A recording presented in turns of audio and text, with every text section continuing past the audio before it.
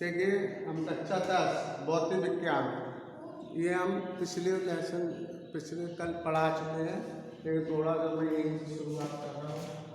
ये समतल दर्पण है, ये अवलंब होता है, ये आपतित किरण, ये परावर्तित किरण, ये आपतन कोण कहलाता है, ये परावर्तन कोण कहलाता है। तो प्रकाश के परावर्तन के निम्नलिखित दो नियम होते हैं। पहला नियम होता है आपतित किरण आपतन बिंदु पर अवलंब और परावर्तित किरण तीनों तल के एक ही बिंदु पर स्थित होते हैं। दूसरा नियम बताया था हमने, आपतन कोण सदैव परावर्तन कोण के बराबर होता है। ये हम आपको बताते हैं। आपतन कोण जो होता है वो आपतित किरण और अवलंब के बीच का कोण होता है, आपतन कोण कहलाता है। परावर्तित किरण और अवलंब के बीच का कोण परावर्तन कोण कहलाता है। अब हम आपको बता रहे हैं समतल दर्पण द्वारा प्रतिबिंब का वर्णन। समतल दर्पण द्वारा प्रतिबिंब का वर्णन।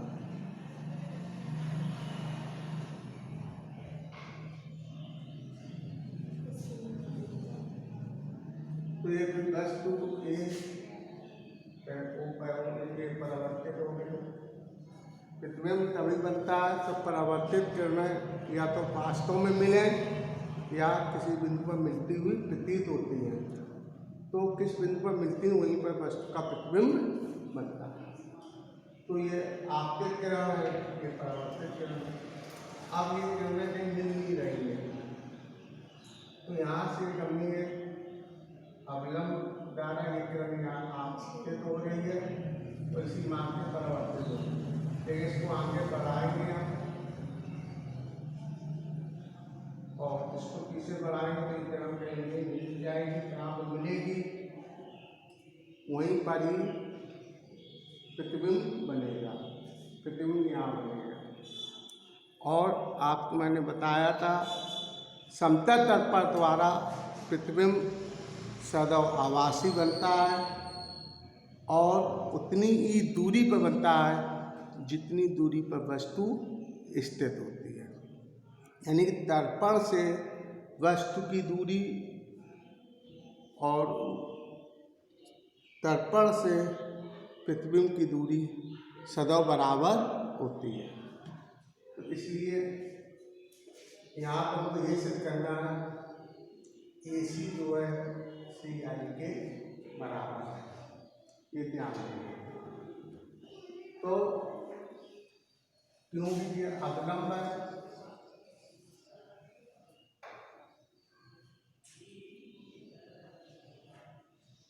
वो भी दर्पण का अवलंब है और AC की अवलंब है, इसलिए AC O एक OD के समांतर होगी। तो हम यहाँ पर कोण 1 मान लिया, कोण 2, यहाँ कोण 3, यहाँ कोण 4। तो वह AC त्रिज्या देता है। अगर हम गणित की दृष्टि से देखें त्रिज्या देता है तो कोण 1 जो होगा कोण 3 के बराबर होगा, क्योंकि एकांतर कोण है। कोण 1 जो होगा 3 के बराबर होगा क्योंकि एकांतर कोण है। ये पूरी रेखा OD के समांतर है, तो हम यहाँ पर कोण 4 जो होगा तो कोण 2 के बराबर, क्योंकि ये संगत कोण है। अब हम कहेंगे प्रकाश के परावर्तन के नियम से, प्रकाश के परावर्तन के नियम से आपतन कोण जो होता है वो परावर्तन कोण के बराबर। आपतन कोण जो होता है परावर्तन कोण के बराबर होता है, इसलिए कोण 1 जो आपतन कोण है कोण 2 के बराबर है। अब हम लिख सकते हैं समीकरण 3 में 1 व 2 से मान रखने पर, तो समीकरण 3 में हम कोण 1 की जगह लिख सकते हैं कोण 3 और 2 की जगह लिख सकते हैं कोण 4। 3 बराबर कोण 4 त्रिभुज AOI के कोण होगा। इस तरह के त्रिभुज AOI समद्विबाहु त्रिभुज हो गया।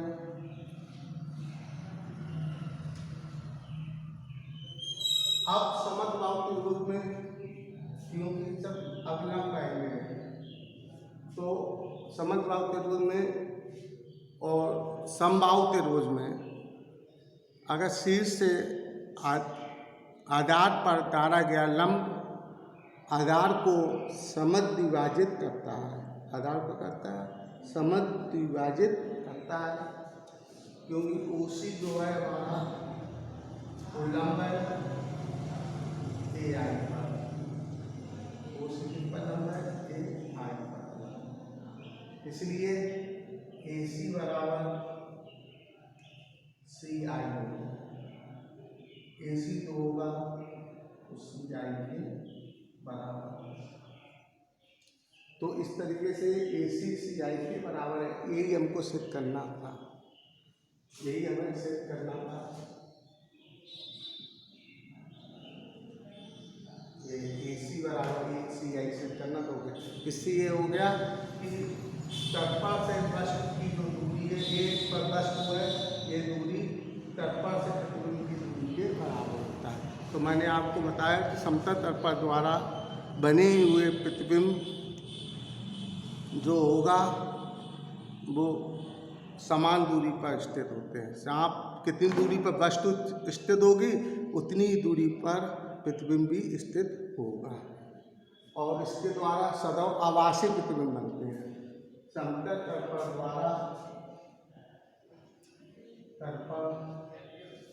द्वारा सदैव आभासी प्रतिबिंब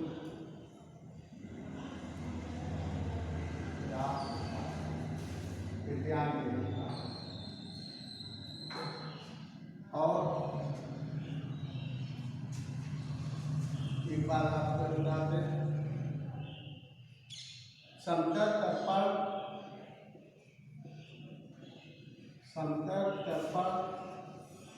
ये नोट कर लीजिए। समतल तर्पण में किसी वस्तु का संपूर्ण प्रतिबिंब बनाने के लिए दर्पण की ऊंचाई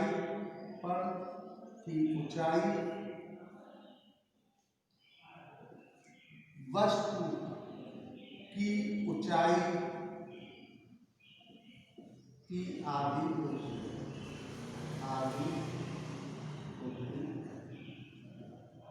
अगर प्रतिबिंब को बनाना है, अब कोई वस्तु H, मतलब ये कह सकते हैं कि दर्पण की ऊंचाई बराबर जो होगी, अगर हम पूर्ण प्रतिबिंब बनाना है वस्तु की ऊंचाई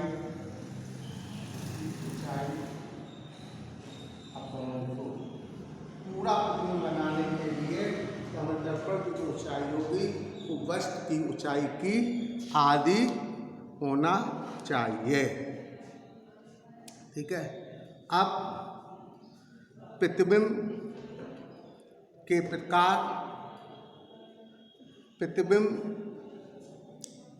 डालिए।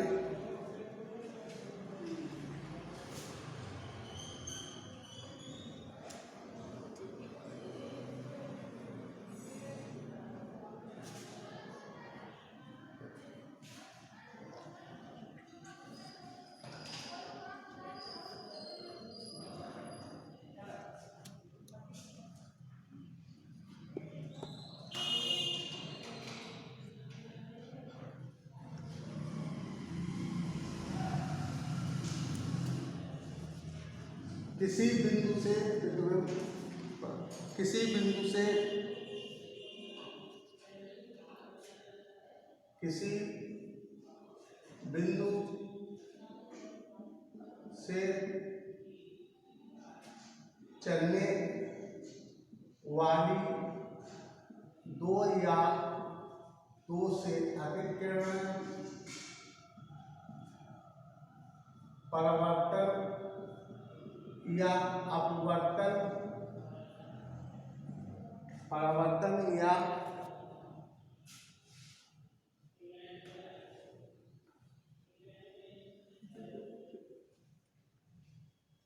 परावर्तन या अपवर्तन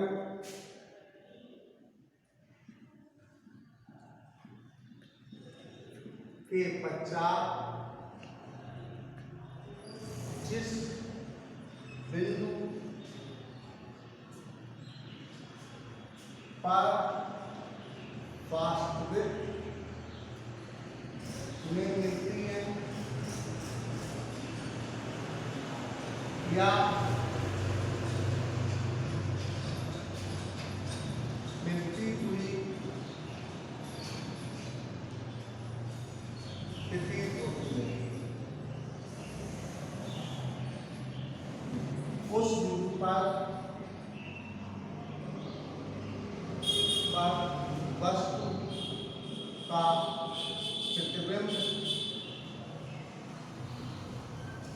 प्राप्त होता है। सुन लीजिए, प्रतिबिंब किसी बिंदु से चलने वाली दो या दो से अधिक किरणें परावर्तन के पश्चात, समतल दर्पण है, दर्पण तो परावर्तन के पश्चात, और अगर लेंस है क्या कोई गोली दर्पण है, परावर्तन के पश्चात या अपवर्तन के पश्चात जिस बिंदु पर वास्तव में मिलती हैं या मिलती हुई प्रतीत होती हैं, उस बिंदु पर प्रतिबिंब वस्तु का प्राप्त होता है। ठीक है। अब प्रतिबिंब दो प्रकार के होते हैं। प्रतिबिंब क्या प्रकार के होते हैं? दो प्रकार।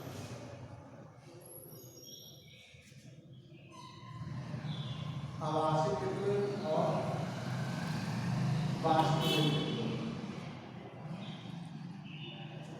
प्रतिबिंब दो प्रकार के होते हैं। नंबर एक वास्तविक प्रतिबिंब,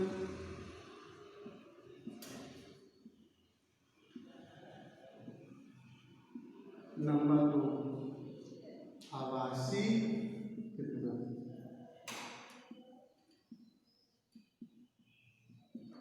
आभासी प्रतिबिंब, वास्तविक प्रतिबिंब और आभासी प्रतिबिंब दो प्रकार के होते हैं। ठीक है। देखिए, प्रतिबिंब दो प्रकार के होते हैं, वास्तविक और आभासी। वास्तविक प्रतिबिंब यदि किसी वस्तु बिंदु से चलने वाली किरणें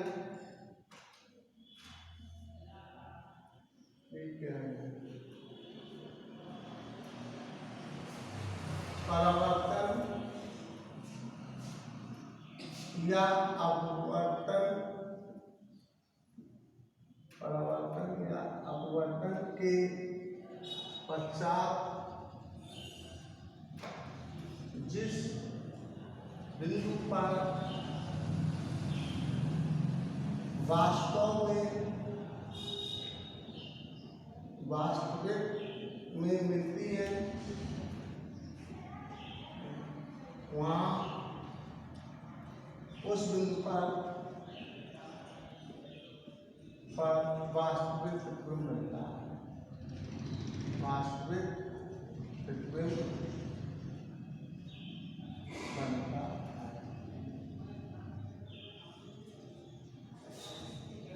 आभासी प्रतिबिंब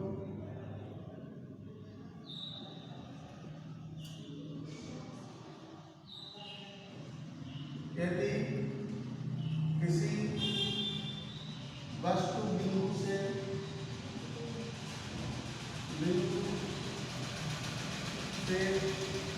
चलने रुको ये नीचे गिर रहा था, पूरा वीडियो बेकार हो गया। नहीं हुआ क्यों? रेडी? ठीक है। परावर्तन या अपवर्तन पश्चात से बिंदु पर वास्तविक में मिलती है, उस बिंदु पर वास्तविक प्रतिबिंब बनता है। वास्तविक प्रतिबिंब बनता है। आभासी प्रतिबिंब यदि किसी वस्तु बिंदु से चलने वाली किरणें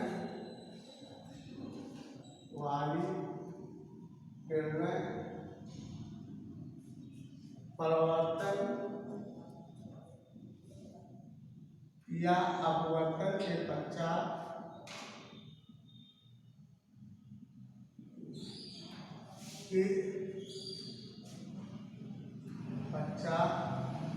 जिस बिंदु पर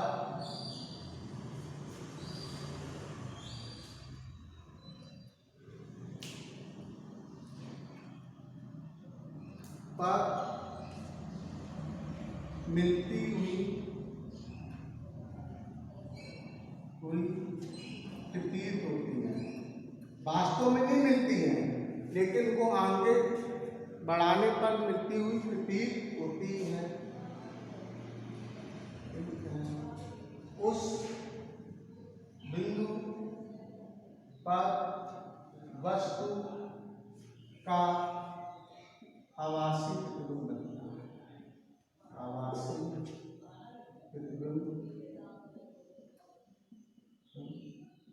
बनता है। ये आपका क्लियर हो जाता है, आभासी प्रतिबिंब और वास्तविक प्रतिबिंब। ठीक है।